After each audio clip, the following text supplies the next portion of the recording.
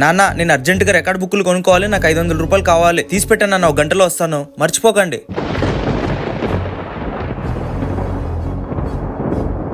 నాన్న 500 ఇవ్వు. ఈ రోజు సంపాదించిందే 500, అది కూడా నీకే ఇచ్చేస్తే ఎలారా? అవన్నీ నాకు తెలియదు నాన్న, నాకు 500 కావాల్సిందే.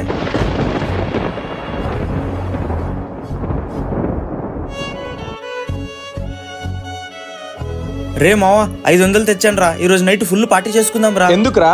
అదేంట్రా మావా, మన గ్రూప్ ఆచారం కదా, ఈ సెమ్ములో ఎక్కువ మార్కులు వచ్చినందుకు పార్టీ ఇవ్వాలి కదరా నేను మీకు. మేమేమైనా అడిగామారా? రే ఏంట్రా అలా అంటున్నావు, నేను పార్టీ ఇవ్వకపోతే మీ ఇద్దరి మధ్య నా పరువు పోతుందేమో అని. మాకు పార్టీ ఏమి వద్దులేరా. అదేంట్రా నేను పార్టీ ఇస్తా అంటున్నా వద్దంటున్నారు. రేయ్ నువ్వు మీ నాన్న దగ్గర లాక్కుని వచ్చిన డబ్బులు నేను చూసాను లేరా. రేయ్ పార్టీ అంటే డబ్బులు ఉన్నప్పుడు ఇవ్వాలరా, అయినా నువ్వు మా ఫ్రెండ్ అని చెప్పుకోవడానికి సిగ్గేస్తుందిరా. ఫ్రెండ్స్ అంటే పార్టీ అడగడమే కాదు, వద్దని చెప్పే వాళ్ళు కూడా ఉండాలి. మీ లైఫ్ లో ఇలాంటి ఫ్రెండ్స్ ఉంటే వాళ్ళ పేర్లు కమెంట్స్ లో చెప్పండి. తొందరరా నన్న ఊరికి నడిపిస్తావు.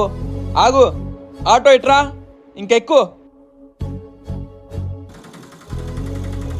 25 ఏళ్ళ నుంచి కష్టపడుతున్నావు, ఒక బండి కొనుక్కోవచ్చుగా. మన బతుకు ఆటో రోడ్ల పాలైపోయింది. పోయిపోయి నేను నీకు పుట్టాను. బాగా డబ్బున్నోళ్ళకైనా పుట్టుంటే మంచిగా బైకుల్లో కారుల్లో తిరిగేవాడిని. నా మీ స్టాప్ వచ్చిందన్నా. ఎంత? 150 రూపాయలు అన్నా. 150 ఎందుకు? 100 రూపాయలే. నేను మామూలుగా 50 రూపాయలకే వచ్చేవాడిని. చీకటి కాబట్టి 100 రూపాయలు అంటున్నాను, తీసుకో. తీసుకోండి అన్న మిగతా 50 రూపాయలు. ఏంటన్నా నీకు బుద్ధుందా లేదా? ఊరికే ఎక్కువగా 50 రూపాయలు ఇచ్చేసావు.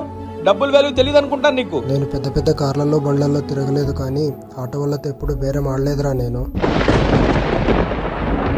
అన్నా మీ నాన్న దగ్గర ఆస్తులు లేవేమో కానీ సంస్కారం ఉందన్నా, అదే మీ దగ్గర అయితే రెండూ లేవు. నేను చెప్పింది కరెక్టా కాదా?